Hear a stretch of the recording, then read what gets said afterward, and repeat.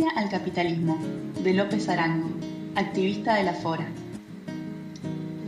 El movimiento obrero está determinado por el conjunto de factores morales y materiales que forman y dan vida y realidad al sistema social y que encadenan al hombre en el proceso de la civilización capitalista al imperio de las necesidades. Pero el proletariado, si se ve impulsado a luchar por el pan, no por eso limita sus aspiraciones a la conquista de un mayor salario. Aspira también a romper el yugo de la explotación económica y a liberarse del dominio de las castas privilegiadas en la esfera política, en la lucha contra el Estado. Si para los anarquistas toda solución inmediata es relativa, porque está limitada por la ley del equilibrio capitalista, no puede en consecuencia ser el sindicalismo una teoría de futuro. No quiere esto decir que el anarquismo oponga su finalidad revolucionaria, como expresión de lo absoluto, a la realidad contingente. Por el contrario, es sobre los hechos y sobre las experiencias que las teorías libertarias deben crear una base de realizaciones, buscando en las masas obreras los elementos necesarios para impulsar el avance de la historia y determinar el progreso social contra las corrientes reaccionarias. Los anarquistas debemos, en consecuencia, aportar nuestras energías al movimiento obrero, pero nuestra adhesión plantea de hecho una beligerancia teórica al sindicalismo clásico, al sindicalismo que quiere bastarse a sí mismo, y lleva al terreno de la lucha de clases todas las divergencias teóricas que nos separan de los partidos marxistas. Es sobre la interpretación del papel que representan las organizaciones obreras que surge la inevitable polémica entre reformistas y revolucionarios. Y el desacuerdo debe ser mantenido a toda costa, porque la mentalidad política e ideológica en los sindicatos es tan imposible como exigir a los trabajadores que circunscriban su acción a exigir mejores salarios a la clase patronal. No podemos los anarquistas olvidar que el movimiento obrero, para que sea verdaderamente revolucionario, debe abarcar el conjunto de los factores sociales que hacen odiosa la vida del asalariado. Desintegrar las ideas socialistas en diferentes particularidades, separando lo político de lo económico, el espíritu del cuerpo, es negar al trabajador la facultad de pensar y de accionar de acuerdo a un ideal de justicia.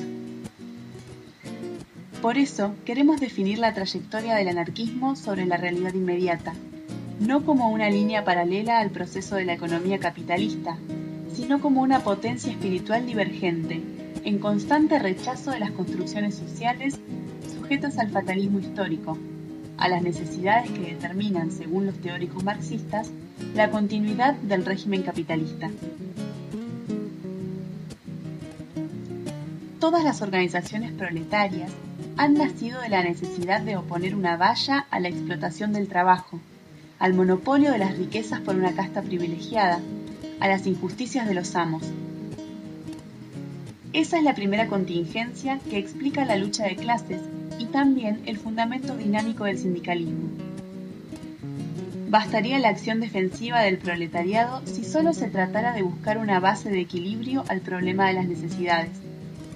Se solucionaría la cuestión económica colocando frente al capitalismo una fuerte coalición obrera, regulando la economía con organismos apropiados, creando un poder de control que obligara al capital y al trabajo a mantener sus fuerzas en equilibrio y resolver pacíficamente sus diferencias. Pero, ¿no se manifiesta fuera del área de influencia de la lucha de clases, al margen de los conflictos gremiales, el espíritu de contienda que hace fracasar todos los planes de reconciliación de los políticos reformistas? Buscar la solución de los problemas sociales en un acuerdo entre explotadores y explotados, sobre las simples contingencias materiales, es aceptar el fondo de las injusticias históricas. La resistencia al capitalismo no está determinada exclusivamente por la cuestión económica. Tiene origen en la desigualdad moral, en todas las causas determinantes del privilegio político, de casta, sobre el que se sostiene el régimen del asalariado. ¿Acaso el triunfo de la clase trabajadora, si solo tiene por objeto modificar la posición de las clases en el concierto social, puede significar otra cosa que una repetición del fenómeno que viene perpetuando la injusticia a través de los siglos y de las civilizaciones? El sindicalismo reduce la esfera del movimiento revolucionario al imperio de las necesidades.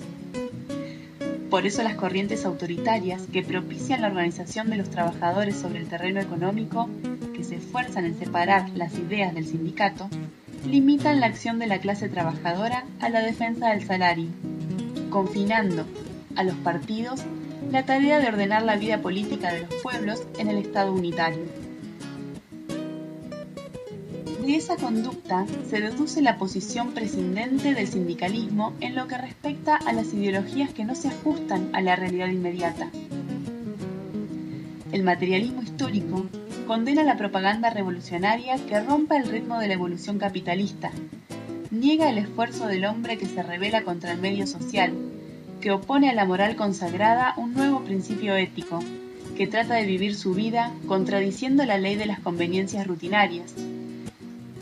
He ahí por qué los anarquistas no podemos limitar nuestra intervención en el movimiento obrero a la simple defensa del salario. El capitalismo no es una simple concreción económica, representa un estado de progreso y de civilización, y concreta en su fuerza y potencia todas las viejas y nuevas causas del infortunio humano. ¿Cómo puede liberarse el obrero de la esclavitud material si continúa siendo moralmente esclavo?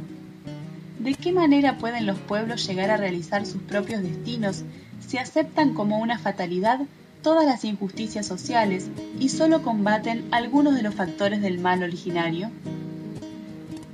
El capitalismo no será destruido mientras permanezcan inalterables las causas primeras, si el hombre continúa siendo un esclavo de sus necesidades y un enemigo de su libertad. Todas las reformas económicas tienden, en consecuencia, a perpetuar el régimen capitalista, y la misma revolución obrera no sería otra cosa que un cambio de clases privilegiadas si se realizara sobre el plano de la economía capitalista y siguiendo las líneas del proceso industrial, que es una mecanización del individuo que ha perdido sus mejores cualidades espirituales por la atrofia del cerebro y del corazón. La lucha por el pan no basta. Hay que plasmar en la conciencia del hombre los valores de su pérdida de individualidad, determinando así una resistencia moral a las monstruosas construcciones del capitalismo y oponiendo a la realidad material una realidad de espíritu.